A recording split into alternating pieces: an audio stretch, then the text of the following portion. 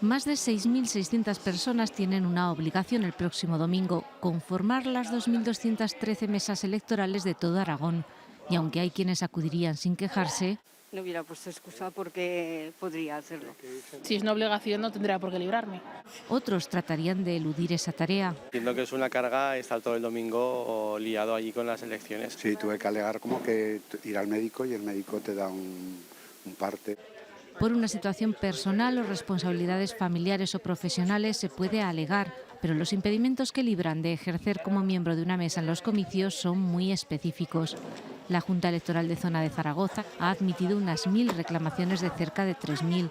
La de Teruel, que cubre la ciudad y 114 municipios de la provincia, ha denegado 27 de las 174 peticiones presentadas, entre ellas algunas muy variopintas. Había una mujer que su única preocupación era quién iba a atender a su marido y le iba a hacer la comida a su marido ese día, ¿no? Entonces, como que instaba a la Junta Electoral de Zona que tuviera cuidado y si ella tenía que estar en la mesa, que fuéramos nosotros a hacerle la comida al marido.